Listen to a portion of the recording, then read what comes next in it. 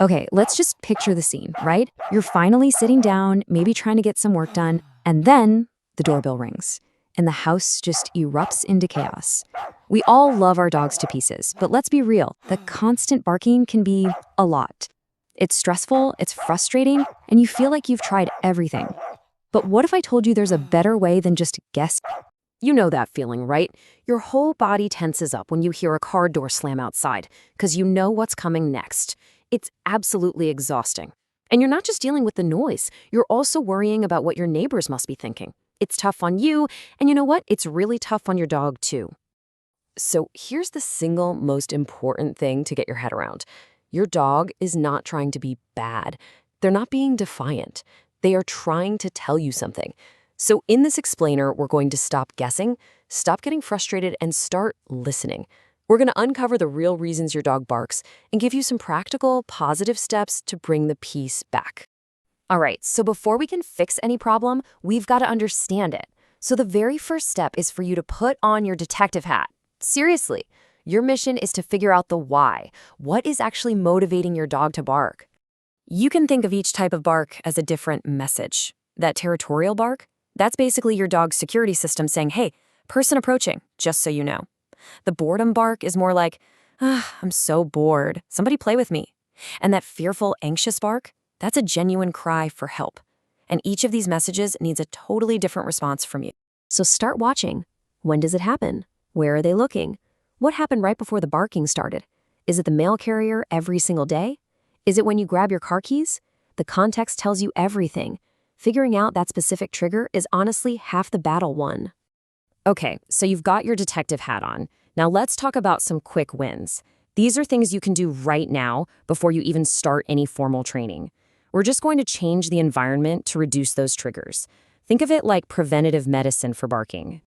These are your easy first steps. If your dog loses their mind at every person walking by, some of that frosted window film can be a total game changer. If it's sudden noises from outside, try playing some calming music or a white noise machine to muffle the sounds. And if your dog is just plain bored, a puzzle toy with some food in it gives their brain a much-needed job. Trust me, it is so much easier to prevent a bark than it is to stop one that's already started.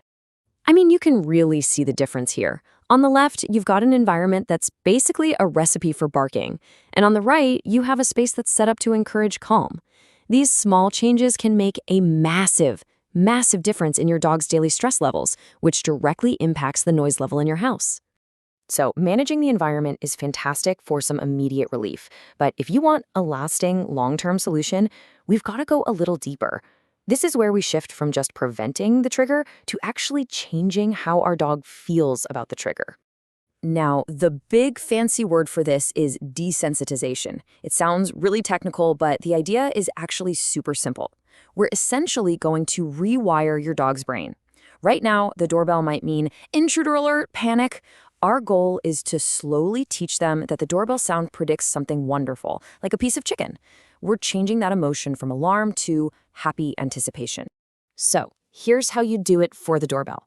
Find a doorbell sound on your phone and play it so quietly that your dog barely even notices it. The instant that tiny sound plays, give them an amazing treat. That's it. Keep the session super short, just a minute or two. Then, over many, many days, you can slowly, and I mean slowly, turn the volume up. If they bark, no big deal, you just went a bit too fast. Turn it back down and try again tomorrow. Patience is everything. And please, never underestimate this simple truth. You've probably heard it a million times, but a tired dog really is a quiet dog. All that pent-up energy has to go somewhere, and a lot of times it comes out as barking. Good walks, sniffy adventures, puzzle toys, they don't just tire out their bodies, they satisfy their minds. And a mentally satisfied dog is a dog that's much more likely to curl up and relax. Now we have to talk about something really important, because when you are at your wit's end, it is so tempting to just yell or to look for one of those quick fix tools that promises silence. I get it, but that approach almost always leads to even bigger problems. And I want to be crystal clear about this. Yelling at your dog, using harsh physical corrections, or relying on tools like shock or spray collars, they will not fix the underlying reason for the barking. In fact, you run a very real risk of making things much, much worse. This quote really hits a nail on the head.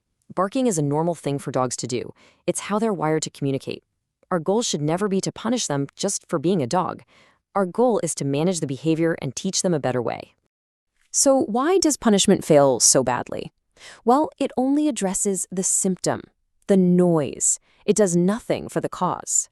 If your dog is barking because they're scared and you punish them, you've just made a scary situation even scarier. You haven't taught them what you want them to do instead. It chips away at the trust they have in you and can sometimes lead to even more serious issues, like aggression. Okay, there's one last crucial piece of this puzzle to consider.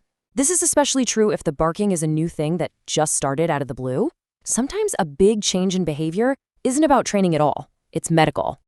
If your normally quiet dog suddenly starts barking nonstop, your very first call should be to your veterinarian. Hidden pain is a huge reason for sudden behavior changes.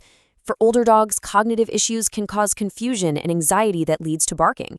It is absolutely vital to rule out any medical problems before you jump into a training plan. All right, we've covered a ton of ground here. We've gone from being frustrated to being a detective, an environmental manager, and a positive trainer.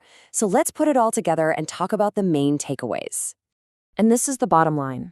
The goal is not to have a dog that is completely silent.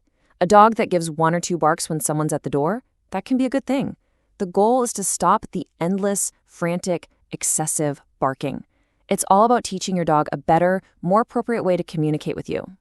And please remember, this is a guide to get you started. Every single dog is an individual. Building new habits takes time, it takes patience, and it takes consistency. And if you're dealing with barking that's paired as aggression, or your dog seems to be in a state of severe anxiety, please don't try to handle it alone. Reaching out to your veterinarian or certified professional trainer is the best, safest, and kindest thing you can do for you and your dog.